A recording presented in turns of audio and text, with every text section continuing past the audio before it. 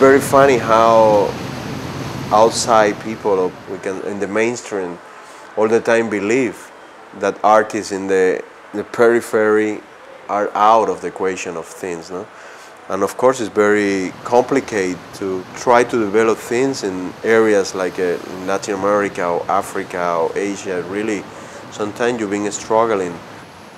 The visa situations, the process that we can have, that we have to get into the center of mainstream, makes you crazy, makes you living with this knife in the throat, no, in the neck all the time. But at the same time, is give you the opportunity to be more radical. A few years ago, we do believe that the center of everything was New York, Berlin, or London. I am very sure that today it's not like that. Cuban artists develop a relation with an American structure, we can say galleries, museums, collectors, critics. And I think the free circulation between the two countries create a very beautiful field for things. In that level, I never feel provincial. I feel like I've been doing something that is here, that is in the richness of this city, in the richness of the artist tradition we've been developing in Havana.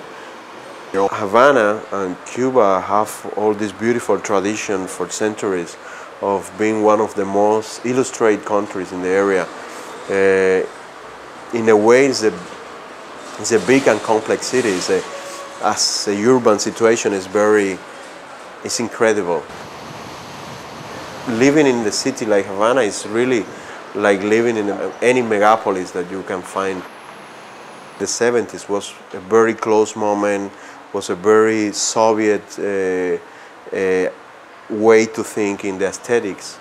Many people been studying Russia for many reasons.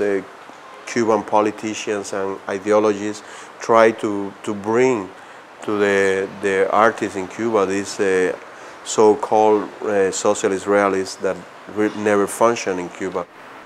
I started working as a self-taught artist in a group of non-professional people in old Havana during my studies of thermodynamics. After several years, I get into the army, and at that moment I was really interested in becoming more professional, engaged in my career. The school, even if I never finished the school, was a very important moment connected to the young generation of artists, professors, and during that time of study, the School of Art was really a very, we can say that a very open studio. It was not nothing to do with the academy, nothing to do with a strict way to study. The team of professors in the school at that time was most of the important artists in Cuba at the moment. The moment where I started to work in the school, Cuban artists discovered or put in practice many things that in a way was forbidden. The language of art has to be based in the traditional language, or we have to become painters, sculptors, etc. I think the photograph was a substitute in the moment for my impossibility to paint or to do a sculpture in certain ways. I think photography was the language that I assumed to make to create a form. When I discovered the idea of photography, it was at the same time that I discovered that I have to be in the street, that I wanted to have a direct connection, a direct bridge between me and the spectator. I started to work with the city now because the building was more about the trace, the human traces, the numbers, objects that I start to find, etc. And after several years, I realized that I've been doing architecture photograph. I never take the camera and go and say I will do specifically this building to see what happened.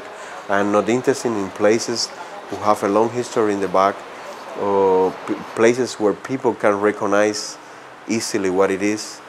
And sometimes they are anonymous. There are places that it's nothing. It's just an apartment building, a fragment of a place.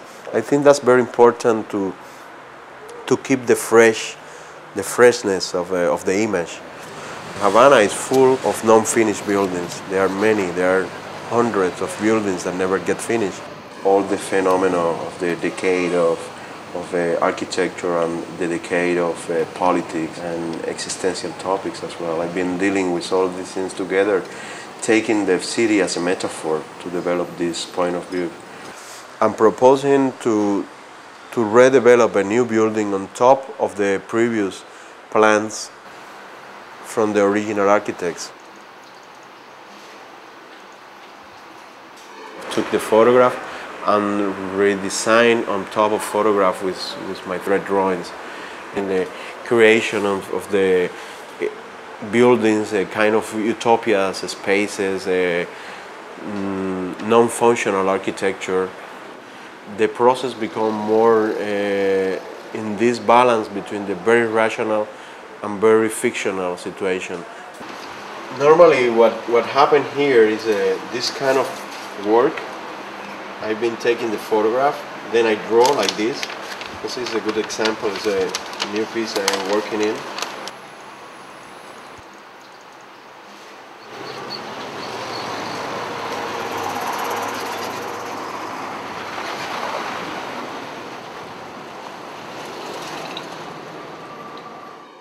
After the computer and after the AutoCAD process, I don't know, I think it's sometimes I feel like a fake architect, sometimes like a fake artist. I've been dealing with the real architecture in certain ways. I've been developing projects where I propose real buildings to the city. And it's just a process of transfer, architecture drawing, architecture perspective, invented city, to a media of pins and thread. I remember the beginning of this idea was do a transfer photograph to the wall. It was just make like a big posters, glued to the wall, and then on top of the wall, made the thread drawings. Then this idea of the wall was very static, was site specific, and the idea of the photograph really changed the whole equation of the thread drawings. I realized that the idea of the photograph as a sculpture, the photograph as an object, was very important. To laminate the photograph, make an object, and then draw on top of that with the pins, etc., and make something more transportable. They are very unique pieces. They are very ephemeral.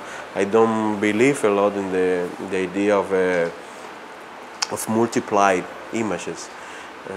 It's something that I've probably been very opposite of a traditional photograph.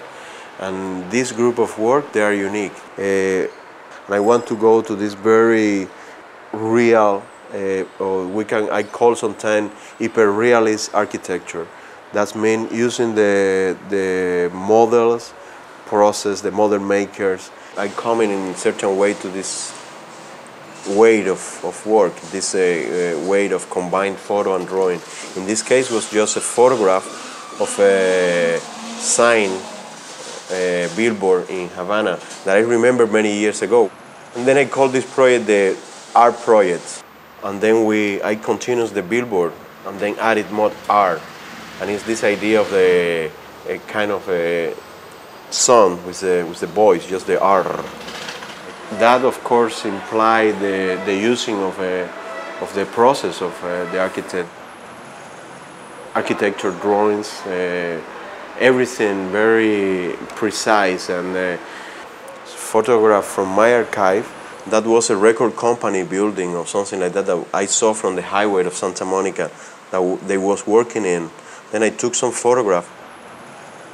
The place has been disappeared. Take it, the facade of the buildings, how they was, and translate it into the second photograph, where is the hole, where is the emptiness, and fill with different drawings, process. Then at the end you have this diptych of how was the place and the trace, the phantom of the building. It's just the idea of the ephemeral of the city, the pass of the time, the death, the decay, the hopes, the beauty that disappearing, the beauty that is appearing one more time. It's just all this process of living of the city. And the beautiful thing for me is like after 10 years or 12 years, I can use again the same photograph and coming back with, it's like a revival of these places. What I believe my work is today is not anymore about one specific city. It's more about what cities mean in the contemporary world.